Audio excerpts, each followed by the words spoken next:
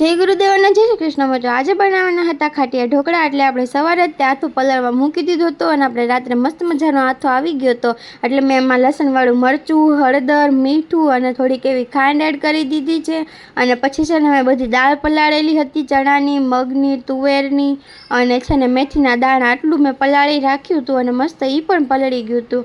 અને પછી છે ને સાઈડમાં જો આ લોકો મમ્મી છે ને એ ગોટલીને મુખવાસ માટે ગોટલીને છે ને ખમણે છે, પછી ખમણીનો મુખવાસ બનાવે, આપણે તલનો મુખવાસ બનાવે ને એવી રીતે તે એ પણ બનાવવાનો હોય। અને આ જો પ્રિયા છે ને એ કે હું છે ને નીચે રસોઈ બનાવું છું ને તમે ત્યાં બનાવો, એ કે પ્લેટફોર્મ ઉપર, કે હું ત્યાં પહોંચી ન શકું ને એટલે।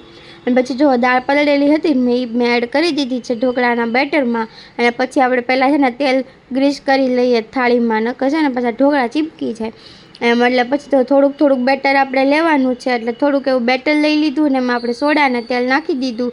જેટલો ઘાણ હોય ને એટલું જ તે આપણે બેટર લેવાનું, એટલે છે ને મસ્ત ફૂલેલા ઢોકળા બને। ઘાણે આપણે સોડા એડ કરવાના, હું ટાટાના સોડા યુઝ કરું છું। ને પછી છે ને આપણે પેલા તલ મેં છાંટી દીધા ઉપર, અને પછી જો આપણે ઢોકળાને સ્ટીમ કરવા માટે રાખી દીધા છે। તમને લોકોને ખાટિયા ઢોકળા ભાવે કે નહીં કમેન્ટમાં કહેજો હો।